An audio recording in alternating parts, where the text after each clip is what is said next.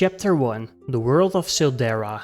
Syldarra is a magical world filled with untamed wilderness.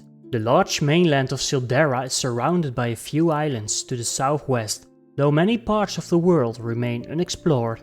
The islands are mainly mountainous and forested, some of which were formed by ancient volcanoes. Over thousands of years, some islands have drifted away from the mainland. The islands are mostly home to small fishing villages, although there are islands that no one has set foot on. Fishermen speak of unusual creatures and strange entities sighted from a distance, but no one dares to land on those shores. The world is filled with magic. Some wizards are especially powerful, able to weave spells that shape the world around them. Magic can be used to create or destroy, heal or harm. Few are born with magical talent, though some acquire it through hard work. Others unlock their powers in times of great emotion or near-death experiences, while a few seek magic through more unconventional methods. In Syldarra, humans are not the only beings that walk the land. Many other creatures, rare and often unseen, inhabit the world. Some remain hidden, living in seclusion, while others interact with the world outside. The unpredictable nature of these creatures makes life in Syldarra ever-changing. Among these creatures are the Bloomins, plant-based humanoids who care for the earth and possess the ability to harness solar magic. They are quiet beings, active only during the day and avoiding the night altogether. The Scarvins are hardy warrior-like creatures that thrive in desert environments. They are tough, resistant to magic and keep to themselves. Once they nearly conquered all of Syldarra, but a great disaster drove them back. Rarely seen today, some Scarvins possess magic, though it's a rare gift among them. Vulpets are clever, fox-like creatures, known for bending the law to suit their needs. Though not physically strong, they are agile and can be found running small businesses. Magic is uncommon among them, but they are shrewd in their dealings. The Arboreans are a rare, tree-like species. They are born from trees that are dying, each Arborean carrying features from the tree they once were. With great longevity, they are wise and possess magical abilities. These creatures prefer the solitude of forests and are rarely seen outside of the forest. While Syldarra is home to many extraordinary creatures, their origins remain cloaked in mystery. Ancient tales whisper of a time when humans, touched by powerful magic, were not simply transformed but became the progenitors of entirely new races. The Bloomins, Scarvins and Vulpets are great examples of these magical lineages, each passing down their unique traits to a new generation of beings shaped by both magic and nature. Our story begins on the island of Solus, a small island located in the southwest corner of Syldarra. Solus is home to two fishing villages. Where the inhabitants rely on fishing and small-scale farming to make a living, they trade with neighboring villages and cities on the mainland. The island itself is lush with forest, and to the east rises a towering mountain that was once a volcano. The land was shaped by this ancient volcano long ago. The island has seen difficult years, especially with the harsh winters that have affected the villagers in the past 5 years. Though challenging, the people of Solus continue to endure. On Solus, wild animals like bears, wolves and deers roam the forests, while small wild cats occasionally slip into the village in search of food. Among the islanders there is a legend of a mythical deer with the ability to grant wishes through ancient magic. Every year when the snow melts and flowers bloom, the villagers celebrate the Antlers Dawn festival. This festival marks the arrival of spring and is a time of renewal.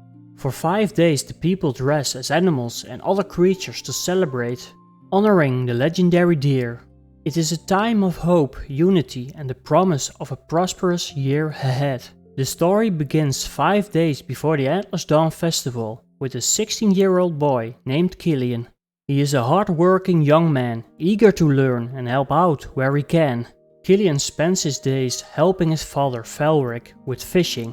As the festival draws near, Killian finds himself considering how he could contribute to the celebration this year. Perhaps we could try something different this time, Killian suggested to his father. Boat trip perhaps? We could take people out on the water Let them experience the freedom of the sea and maybe catch a few fish along the way. Velric, busy preparing for the festival feast, shook his head gently. Killian, most of the villagers here are fishermen. You won't find many people willing to join you on your boat trips. Also, the festival doesn't draw many tourists. Killian nodded, a little deflated but understanding. He had gotten carried away with his idea, but he couldn't shake the feeling that something was missing this year. Yet he agreed that his father's more practical approach to brew a fish stew for the villagers was a better idea. Then a knock on the door. Killian and Velric turned to see Arlena, a close friend of Killian's, standing in the doorway. "Is Killian free?" Arlena asked. A smile was lighting up her face. "I was hoping to spend some time together." Killian's mood brightened immediately. "Of course," he said. "What do you want to do?" Arlena's eyes sparkled with excitement. "How about a walk through the forest? We could gather something for the festival." Killian agreed. While his thoughts still wandered to the sea, he found comfort in the simple moment, looking forward to spending time with Arlena. This year's festival, he felt, would bring something unexpected. Chapter 2: Echoes of Ferralis. The village buzzed with the sounds of daily life, the chatter of merchants, the rhythmic hammering of a blacksmith, and the distant calls of seagulls from the shore. Amidst the bustling streets, Killian and Arlena walked side by side, waving through the narrow alleys. The scent of salt and freshly baked bread lingered in the air. Arlena glanced at Killian, curiosity flickering in her eyes. "What do you want to be in life?" she asked, tucking a stray strand of orange-brown hair behind her ear. Killian let out a thoughtful sigh, gazing towards the distant sea. "I have a good life here with my father, but when I'm sailing I feel something else, freedom. The world is vast and I want to see it for myself." Arlena's expression darkened slightly. "You know the mainland is nothing like Solis, right? There is always war between the regions. Do you really want to go there?" "I know I have it good here," Killian admitted. "Solis is probably one of the few places in Syldarra untouched by war. But my father, he used to be a soldier. He served in the army of Solmera, long before he became a fisherman. After the war, he lived in a small village called Ferralis for years. That's where he met my mother." Arlena tilted her head. "Wait, you were born there?" Killian nodded. "Yeah, my father doesn't talk about it much, but he always tells me about the family we had there. He came to Solis with me 14 years ago." Arlena frowned. "But what happened to your mother?" Killian's steps slowed. His voice was quieter now. "War came to Ferralis. Ferralis was a strategic village. They mined iron at the border, an important resource. When the war reached the village, everything happened so fast. My father was working in the fields when the soldiers arrived. He ran to the house where I was, still a baby, sleeping in my cradle. He always carried a farming knife in his pocket, a habit from his years as a soldier. When 3 soldiers stormed through the front door, he had no choice but to fight. He took down 2 of them before the 3rd managed to cut him. Wounded and knowing reinforcements would arrive any second, he grabbed me and fled." Arlena's eyes widened. "What about your mother?" "She was at the market in the center of town," Killian murmured. "My father never found her. He stopped in an inn for the night after escaping the village, still bleeding from his wounds. That's where he overheard a group of soldiers talking about their mission, how Ferralis had been burned to the ground, and they were going to take it back." He exhaled slowly, eyes focused on the ground. "After that, he gave up fighting. He always told me that if he went back to look for my mother, he might have never returned, and then I would have grown up without a father. He had already lost so much to the war. He wasn't willing to lose more." Arlena clenched her fists. "I wish people could just accept each other's differences. Why does there always have to be some idiot who wants more land or resources?" Killian let out a hollow chuckle. "That's something I ask myself every day, but I don't think I will ever get an answer." They walked in silence for a moment. Then Killian spoke again. "You know, I do want to explore the world one day, but first, I think I need to visit Ferralis. I want to know what really happened to my mother and my home." "You will be careful, right?" Arlena asked, nudging his arm. "I can't lose my best friend." Killian smirked. "Of course, I know my way around the sword. My father taught me a few things. just in case Solus ever needs defending. And maybe I'll learn magic someday, to keep enemies at a distance. Speaking of which, you know healing magic, right? Arlena grinned. Of course, I learned it at a young age. My mother had the same kind of magic. It comes in handy when you're someone like me. Always climbing rocks, running through forests, getting cuts and bruises along the way. Killian raised a brow. You really go into the forest alone? What about the wolves and the bears? Arlena shrugged. I carry a knife just in case, but I can also create barriers around me with magic. So I'm not too worried. Once I ran into a wolf. The moment it saw my barrier, it turned tail and ran. Killian chuckled. Smart wolf. They had reached the outskirts of the village now, where the roads gave way to dirt paths leading into the dense forest. A cool mist lingered between the trees, swirling around their feet. Speaking of the forest, Killian said, you never actually told me where we were going. Arlena flashed a playful smile. We're searching for a deer antler. A deer antler? Killian blinked. Aren't those incredibly rare?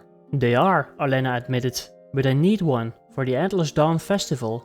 If I find a real one, I will really stand out from the others. Killian patted his side, feeling only the small fishing knife strapped to his belt. I didn't bring my sword, but with your magic I think we'll be fine.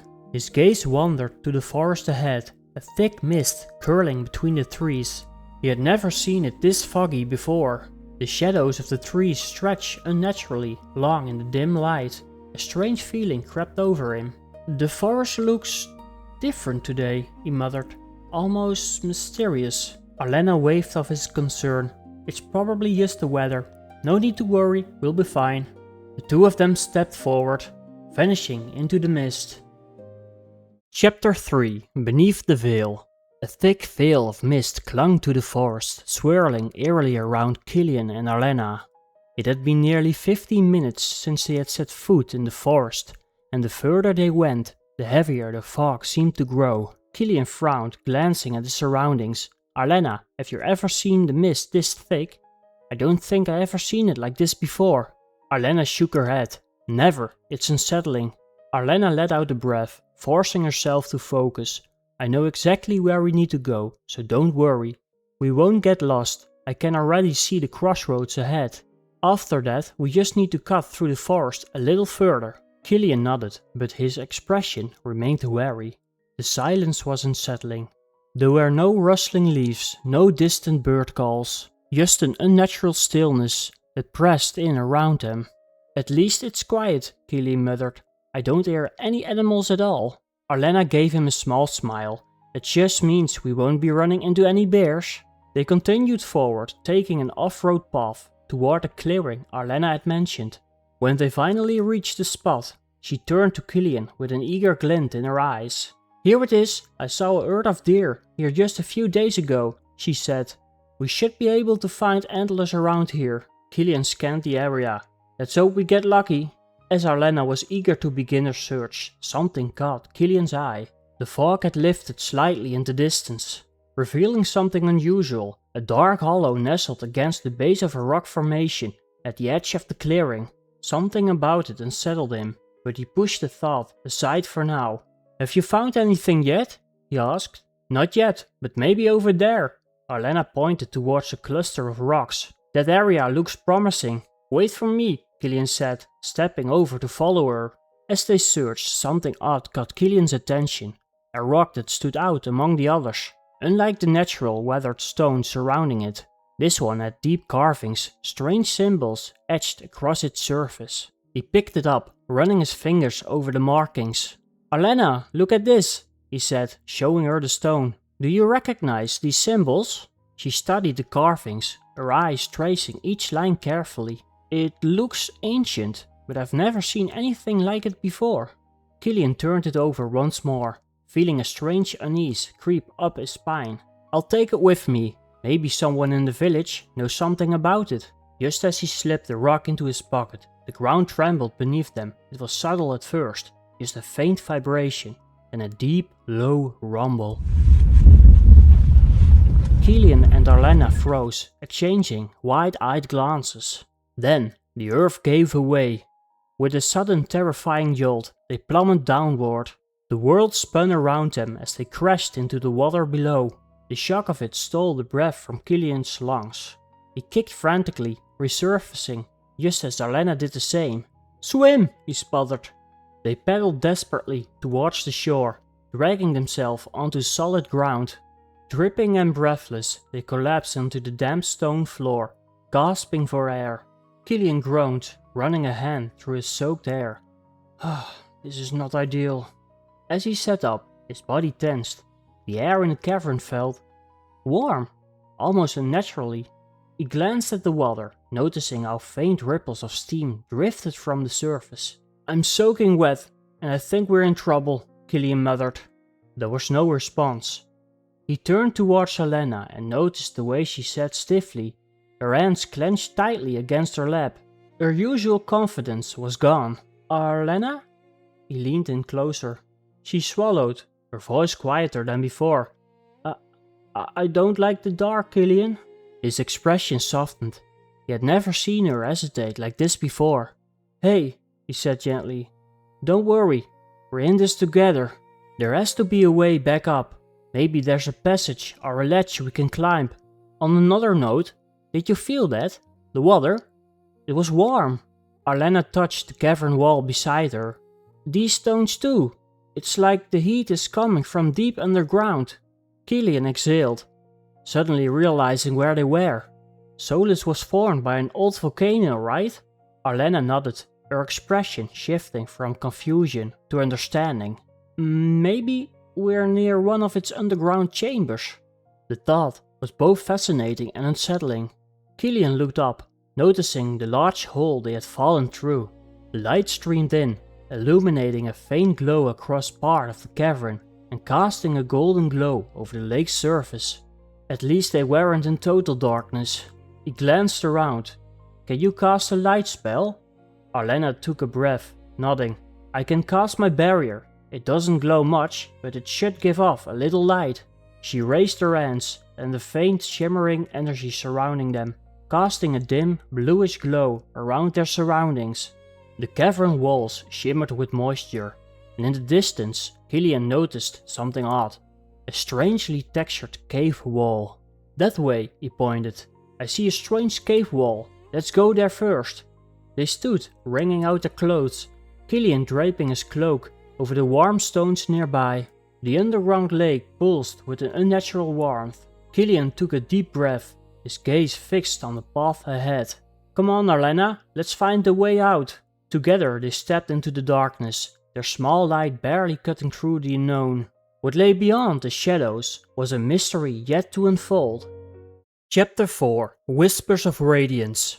The air within the cavern was thick, with the lingering scent of damp stone and ancient dust. Arlena and Killian stood before the weathered wall that Killian had spotted earlier, its surface covered in strange, worn carvings. The engravings, barely visible at first, began to emit a faint glow as Arlena's barrier spell pulsed through the chamber. The light flickered, reflecting off the moisture that clung to the uneven walls. Arlena's eyes widened with curiosity. "The carvings, they are reacting to mana. That's fascinating. It still does that after so many years." Killian, however, felt a shiver creep down his spine.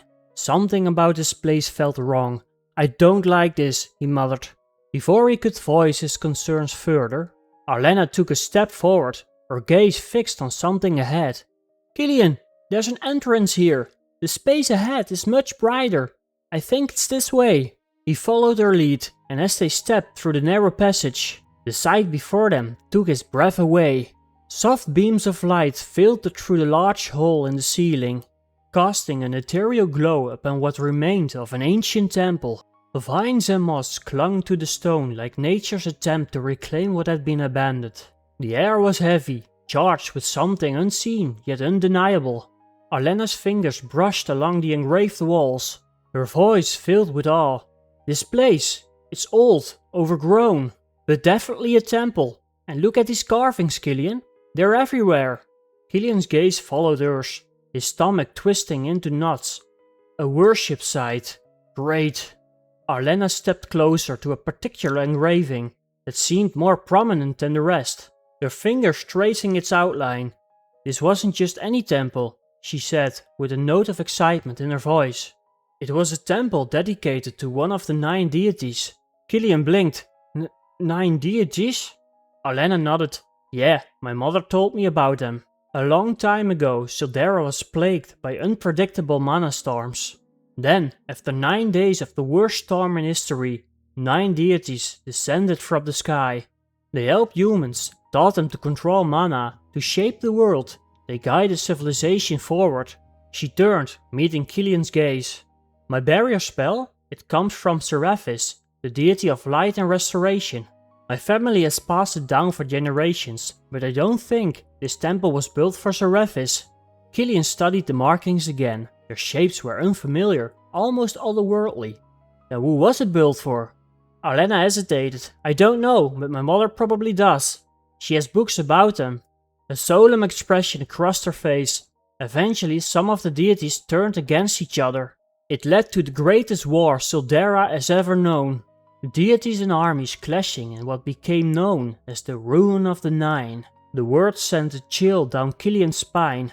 He thought back to the stone he had found earlier. Reaching into his pocket, he felt its warmth against his fingertips. As he pulled it out, the carvings on its surface pulsed with a red light, mirroring the glowing symbols on the temple walls. Alena's breath itched. Killian, the carvings in this room are glowing red, and the mana in this room has become really dense. Be careful.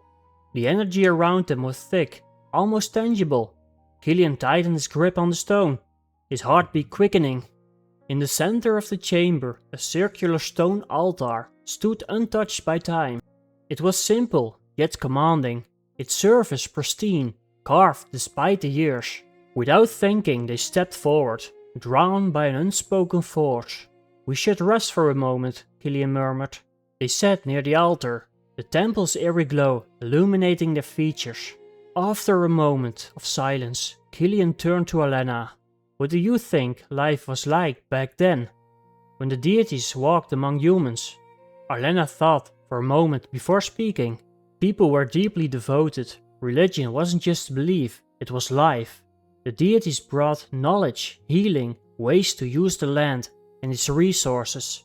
They even created new crops to prevent starvation. But not believing in a deity? That was a crime. She sighed. Most of those beliefs are long gone. Now only a few isolated cults still follow them. Killian exhaled, his mind reeling from everything he had just learned. I had no idea. You read a lot, don't you? Alena chuckled. That's mostly my mom. She's the true scholar in our family. A low growl interrupted their conversation. They froze. The sound came from a shadow corner of the temple.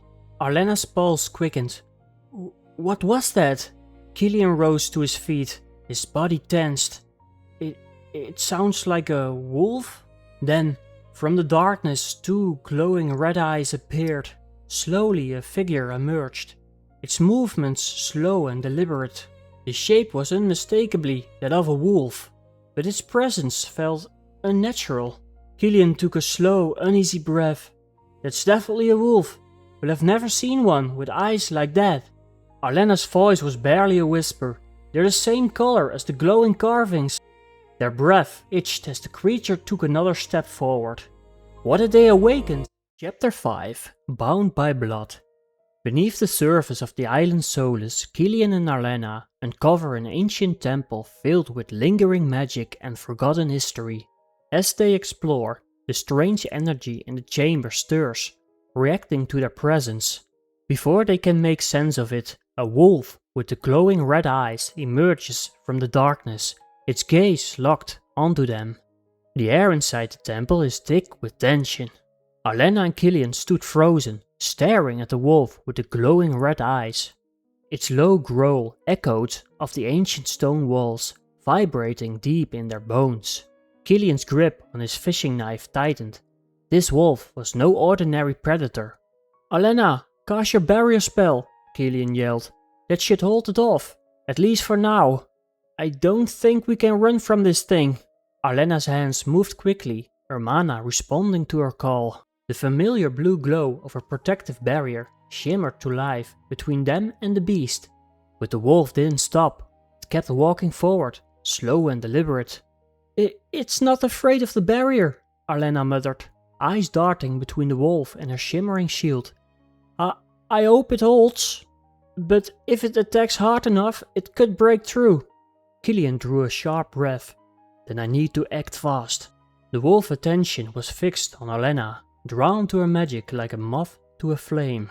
It didn't notice Killian slipping behind the stone pillar, moving carefully through the dim light. His heart pounded in his chest, adrenaline surging through his veins. If he could just get behind the wolf. A flicker of movement, the wolf suddenly picked up his pace, swiftly towards Arlena. Now or never. Killian lunged, his knife found flesh, cutting into the wolf's side, but before he could react, the beast let out a furious snarl and snapped its jaws around Killian's forearm. A searing pain shot through him, forcing him to drop his knife.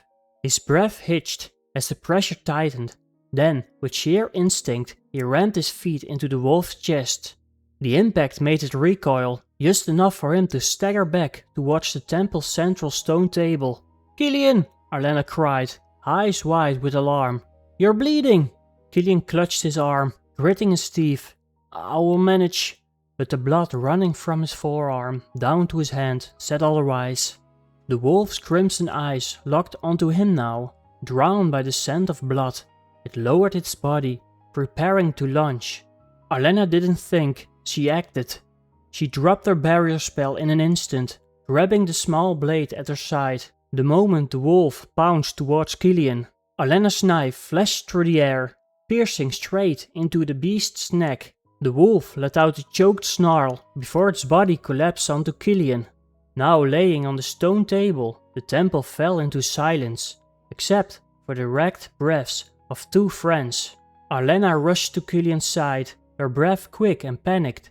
His tunic was soaked in blood. Without hesitation, she grabbed the wolf's fur, yanking with all her strength as Killian pushed weakly against his weight. With a final heave, they threw the beast off, its body hitting the stone with a heavy thud. "Stay with me, Killian," she murmured, pressing against the wound, trying to keep him from slipping away. Killian winced as he tried to move his right arm. "I've had better days." "Don't move," Arlena ordered, already digging through her bag for healing herbs and bandages.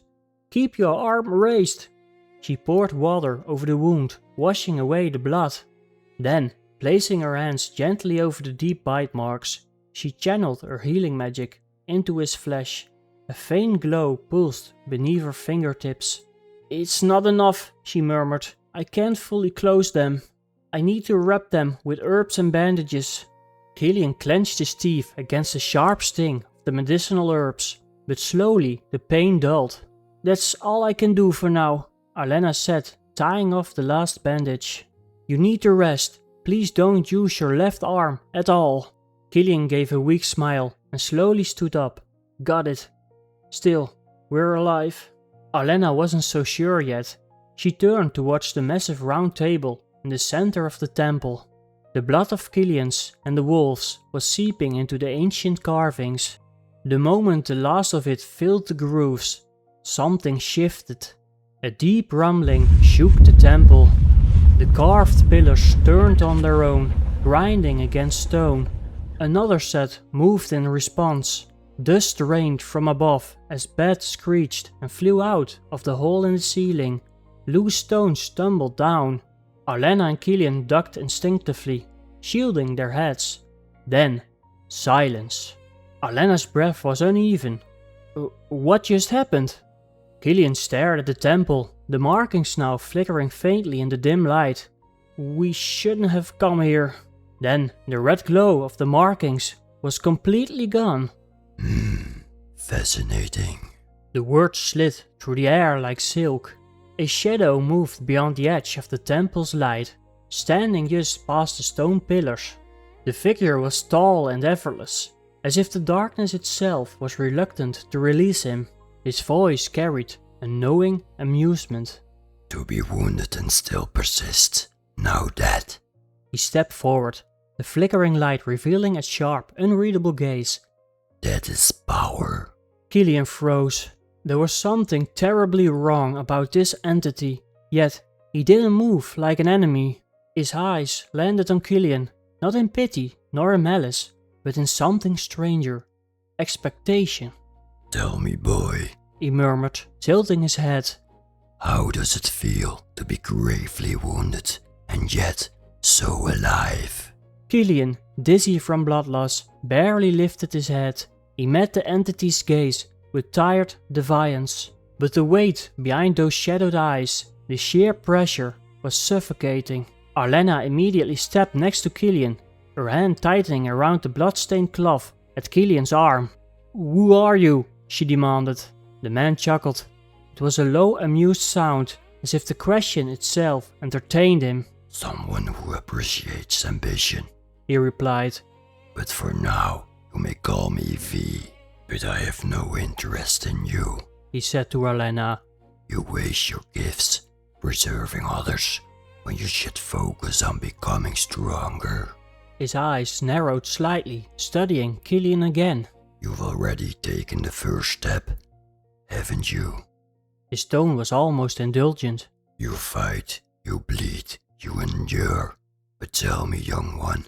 He leaned in slightly, the glow of Killian's eyes reflected in his own piercing gaze. Do you truly wish to be stronger? Killian swallowed. What do you mean? V smiled. Not every mere mortal could have released me.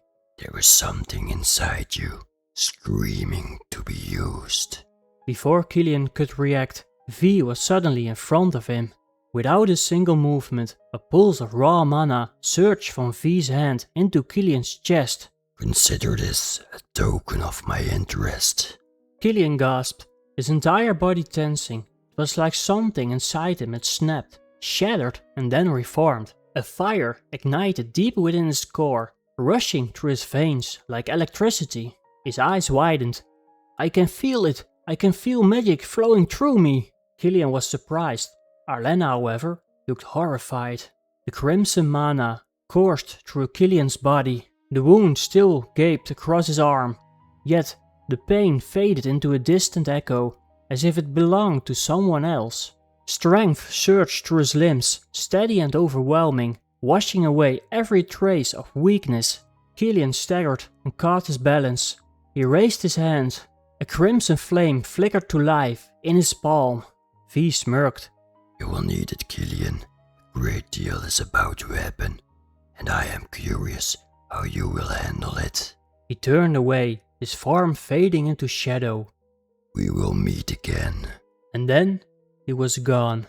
The temple fell into silence. The oppressive mana that had filled the air was suddenly absent. Arlena and Killian were left alone in the temple ruins, standing in the wake of something far greater than themselves. Who was this man, and what had just been awakened inside Killian? Chapter 6: A New Path Ignites.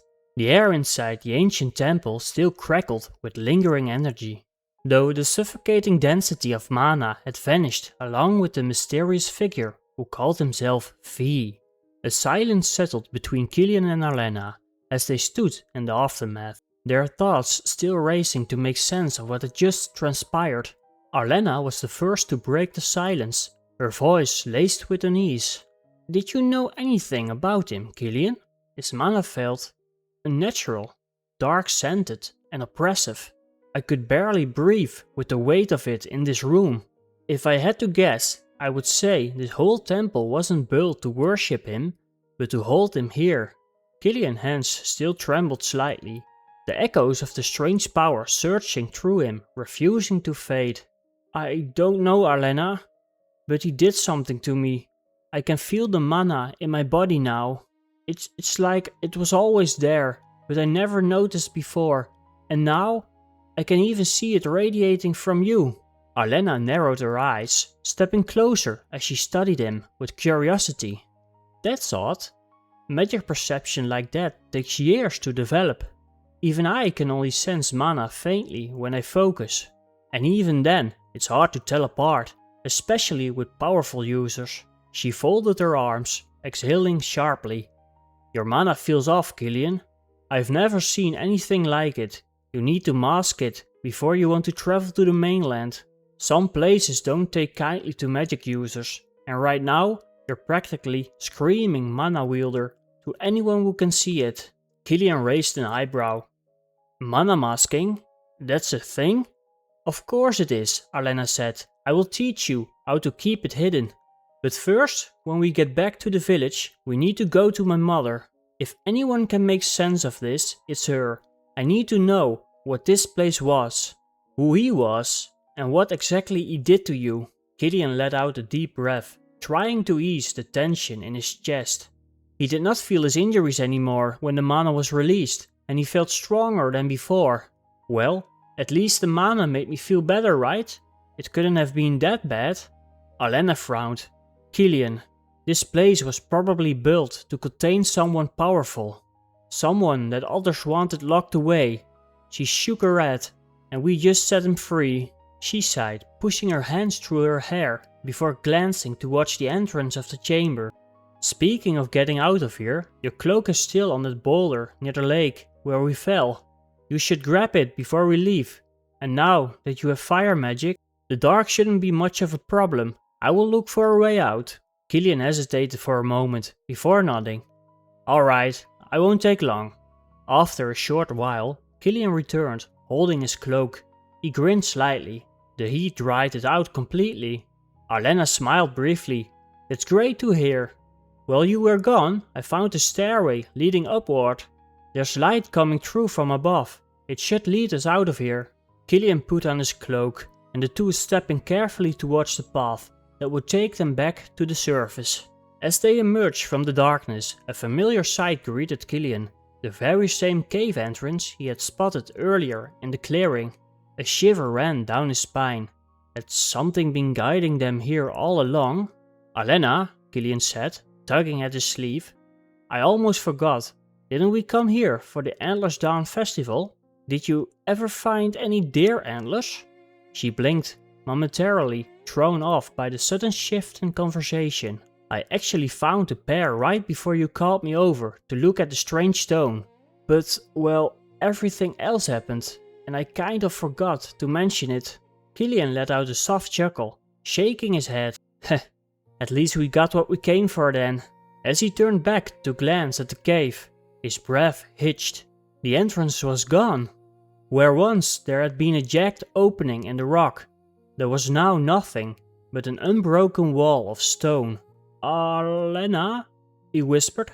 She followed his gaze, her face twisting in confusion. Killian, that doesn't make any sense. We just walked through there. He exhaled sharply. Yeah, and now it's gone. A weight settled over them, both, as realization crept in. Whatever had happened in the temple, whatever they had awakened, was beyond their understanding. Let's just go home, Killian muttered. I still feel off. Alena nodded, glancing at the darkening sky. Good idea. It's already getting dark. The walk back to the village was quiet. Alena split off towards her home, while Killian made his way to his father's house. Killian paused beside the bucket outside the door, splashing cool water across his face and wiping away most of the dirt and dried blood with his sleeve. As he stepped inside, the familiar scent of wood and salt filled his lungs. The warmth of home should have been comforting, but Velric's gaze was sharp and knowing. You're late, Killian. Killian shifted uneasily. Yes, sorry. Got caught up in something. Velric's eyes narrowed slightly. Something? Or trouble? Killian hesitated before sighing. There was a temple underground. Alena and I found it by accident. Velric's expression darkened. A temple? He repeated, his voice careful. On Solus? Killian nodded. He reached into his pocket and pulled out the strange stone he had taken from the clearing. It was covered in these carvings, he murmured.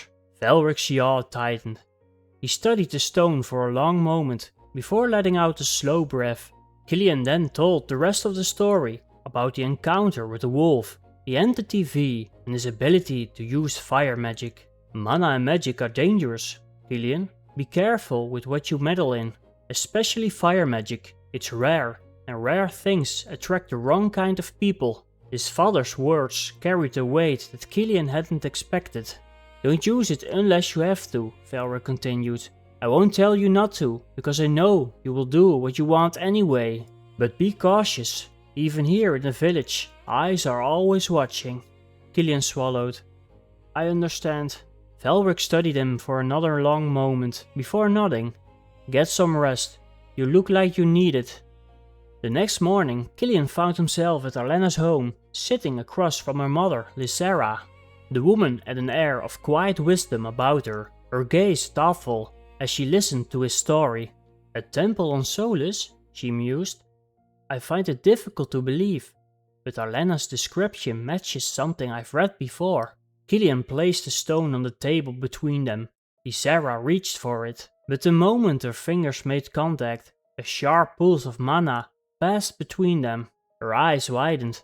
Your mana is unnatural, she whispered. Chaotic or unstable, I can't quite place it. She turned her gaze back to the stone. Mana flows through all things in Syldarra, but once awakened, it doesn't grant just any gift. It reveals what was always there, deep within you. She leaned forward. Fire answered your call, and that means it's part of your nature now. It will come to you faster, easier, like it's always known you. But the other elements, they won't be as forgiving. Syldarra's voice turned serious. Tread carefully, Killian. Power like that, it burns both ways. She stood brushing her hands together. I need to check something. There's a book in my collection that might hold answers about this V person you two mentioned. As she disappeared into another room, Killian and Arlena exchanged a glance. What would they discover next? Could they finally identify this V person? Chapter 7: The Hollow Tyrant. After surviving the depths of the ancient temple, Killian and Arlena returned home. Shaken but alive, the strange power awakened within Killian, gnawed at his mind, leaving him restless. Seeking answers, they turned to the one person who might know more, Arlena's mother, Syldarra. Syldarra approached them with an old, worn book clutched tightly in her hands. The leather creaked as she opened it, her eyes scanning the faded pages with practiced ease.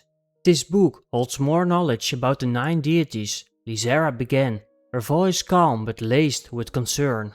Their purpose, their rituals, the symbols they left behind. If we can match these symbols to what you saw in the temple, we might uncover who that place belonged to.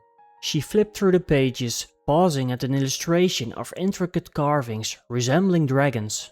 The temple was undeniably dedicated to a deity, she continued, but from your story it felt different, almost like it wasn't meant for worship, but rather a prison, a sealing ground, perhaps created by another one of the 9 deities themselves. Killian nodded slowly. Then Syldarra continued. Arlena told me that some of the carvings resembled dragons. The deities were often linked to animals, features they shared. Seraphis, for example, the one our family learned healing magic from. She resembles a luminous stag. Her fingers paused on another passage. It said that powerful magic users changed over time and even birthed new races. The 9 deities are similar to these people. The difference is that the deities came to this land, maybe even born from it, already with great power from the greatest mana storm ever recorded.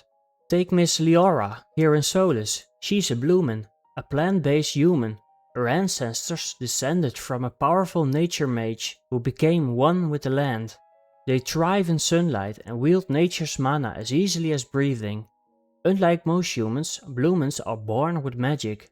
Syldarra's eyes narrowed. We need to find a deity linked to dragons, or something resembling one. The room fell silent as she skimmed further, tension mounting until she spoke again. I might have found him. She leaned back, her expression darkening. Vorin, the Hollow Tyrant. He's described as resembling a dragon, and his name starts with a V. Syldarra paled. That's unsettling.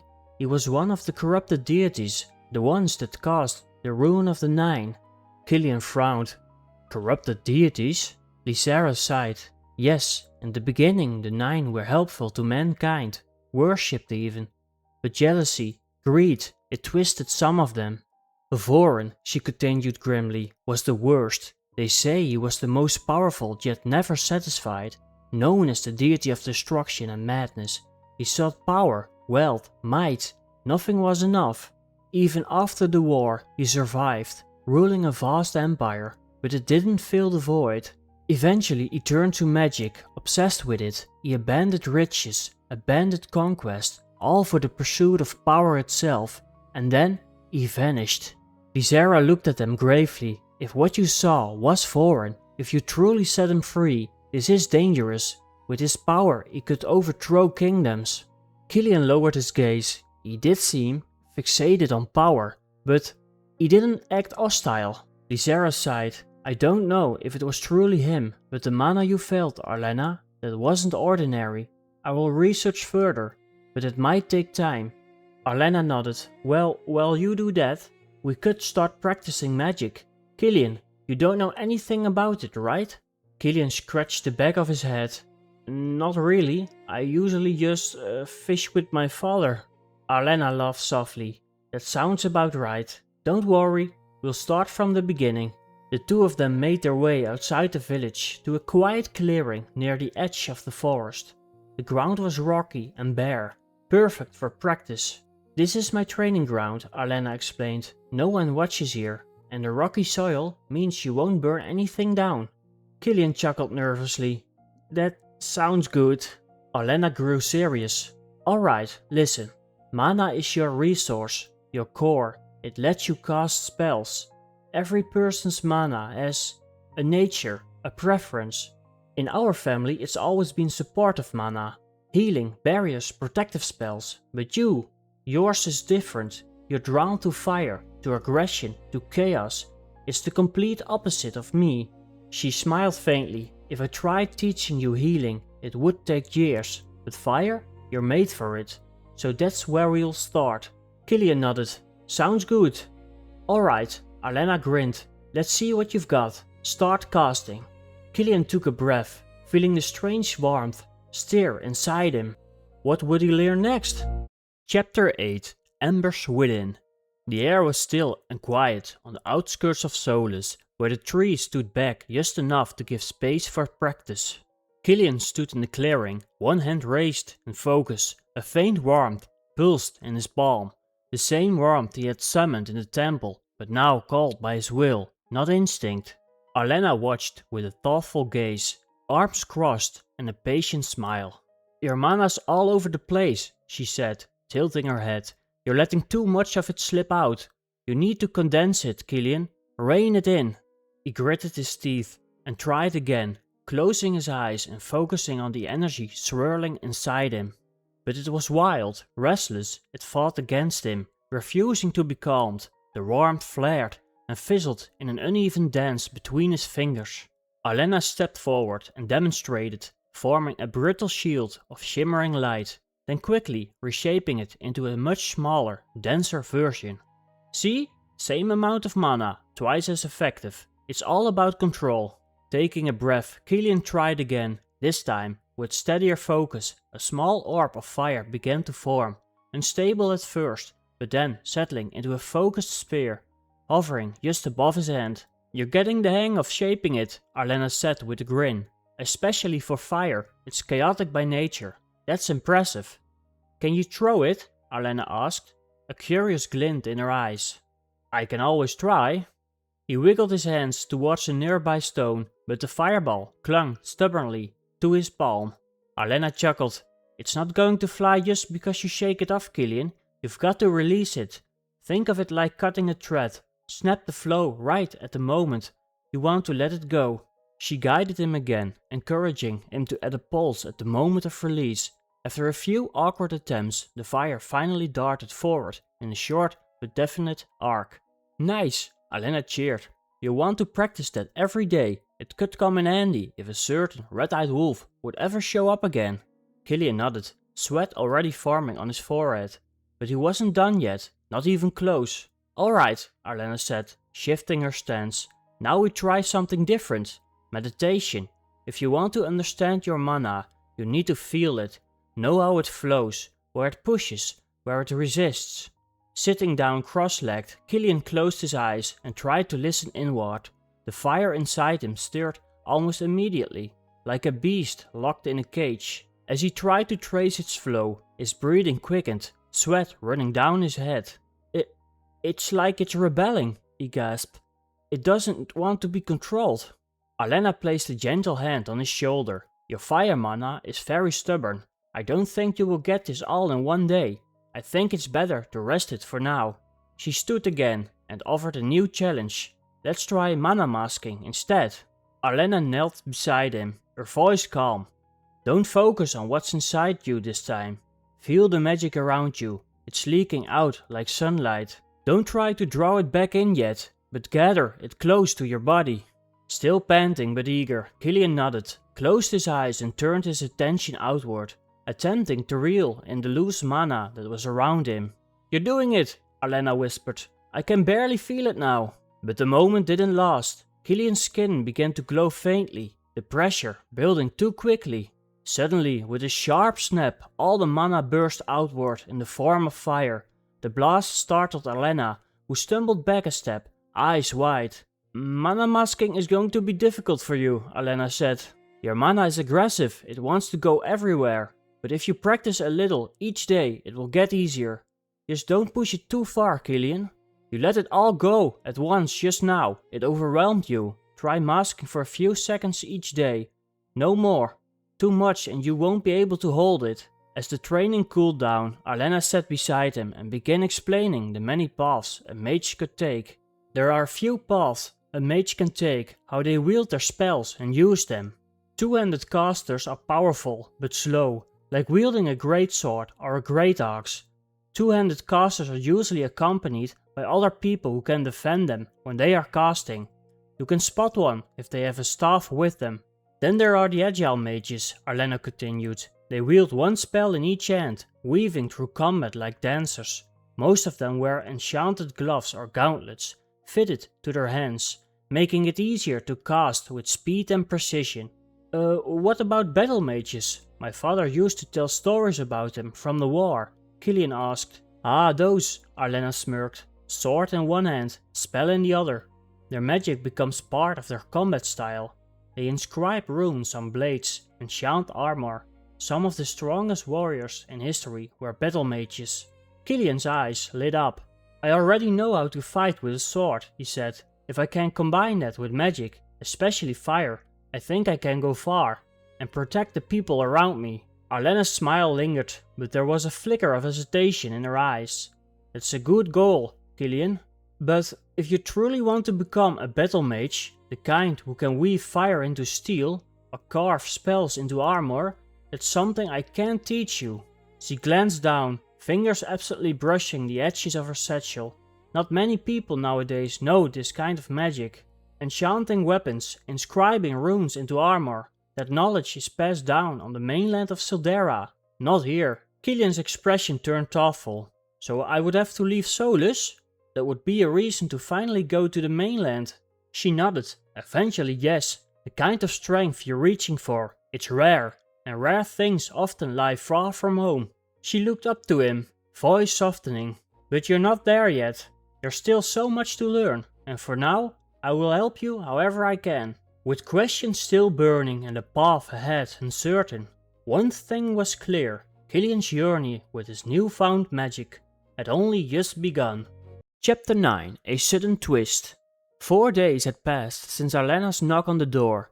The morning she had dragged Killian into the world of magic. Now, with only a day left before the Endless Dawn festival, dawn crept into the fishing village of Solus. Killian stirred in his bed, his muscles still aching from long hours of training, both physical drills and the grueling mana control exercises that left his mind as tired as his body. He pushed himself upright, rubbing the sleep from his eyes, and reached for his boots, readying himself for a day of fishing. Just as he slid one on, a low rumble rolled beneath his feet. The floorboards groaned, the walls trembled. For 3 or 4 heartbeats, the whole house shivered, before falling still again. Killian, are you alright? Velric's voice came from the other room, heavy with concern. I'm fine, Killian answered, steadying himself. It felt like an earthquake. Velric stepped in. It did. I hope that's the last of it.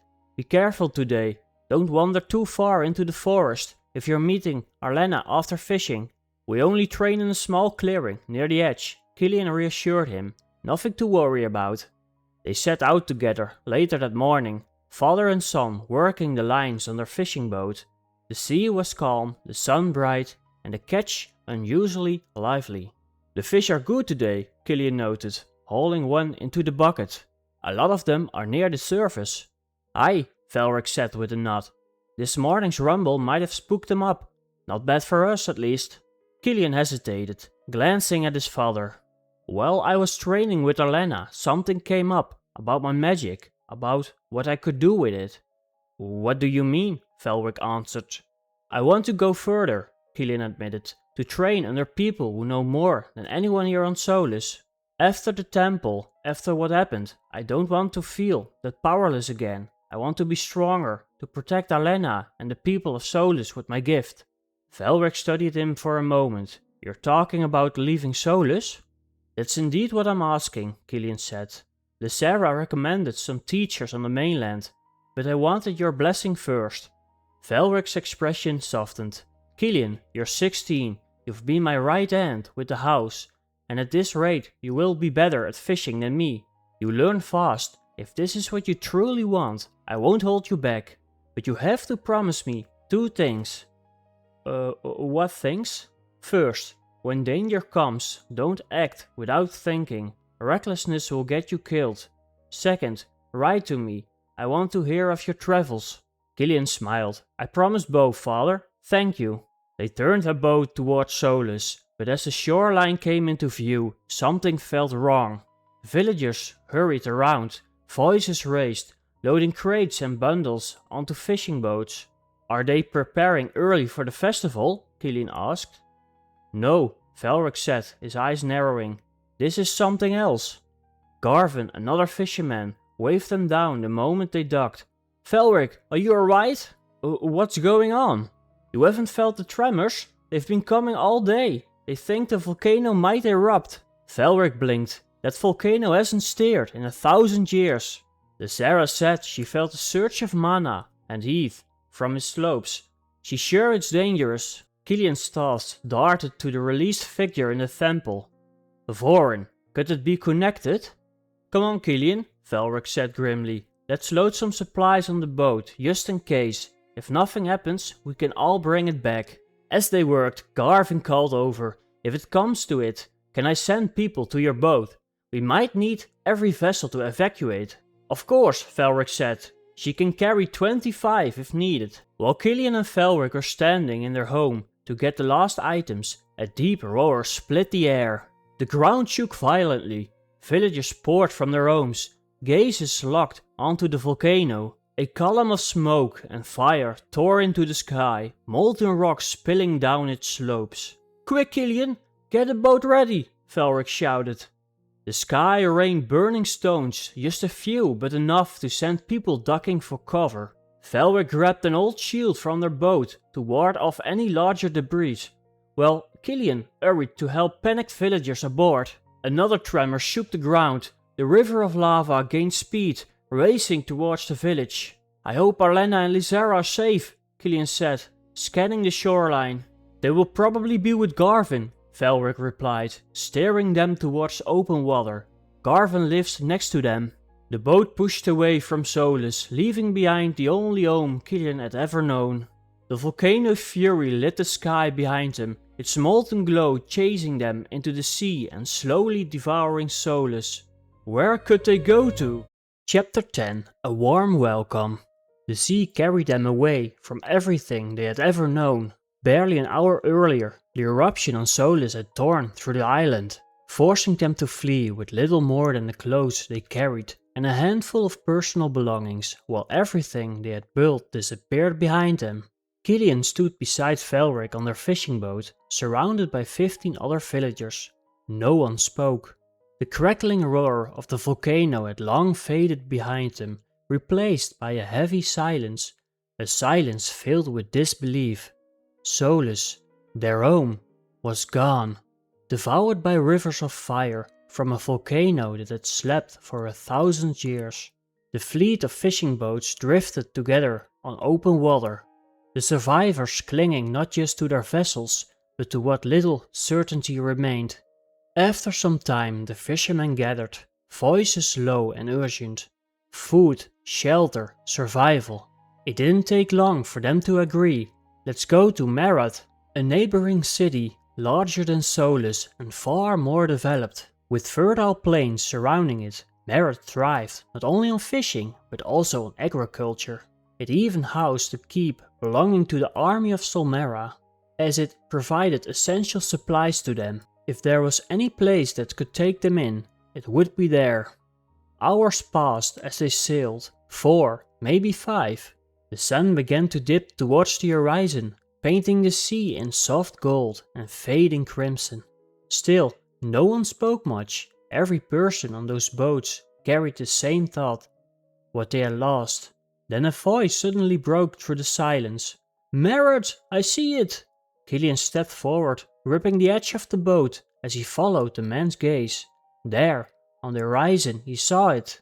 A village, larger than Solus, stretched along the coastline, and just beyond it, on a low hill to the right, stood a stone keep, solid and unmoving against the sky. "Everyone!" Velric called out, his voice firm. "About 30 minutes until we arrive. Gather your belongings and get ready. Let's hope they can give us shelter." As the boats approached the harbor, something unexpected came into view. Soldiers. A small group stood waiting at the shore, along with a man who carried himself with authority. A commander, no doubt. Velric narrowed his eyes. "Were they expecting us?" he muttered. Killian felt a faint unease settle in his chest. Once the boats docked, the commander stepped forward, greeting them with open arms. His voice was calm, almost welcoming.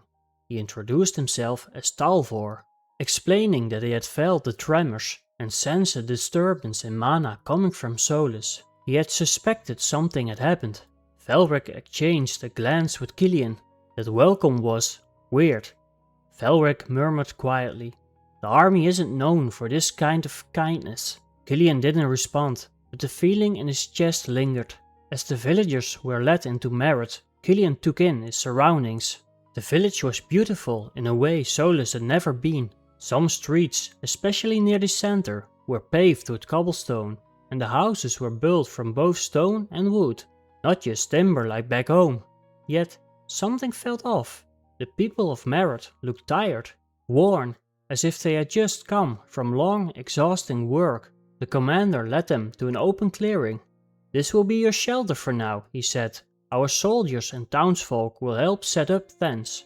Get some rest. Tomorrow we'll discuss what comes next." Velric watched him leave, his expression troubled.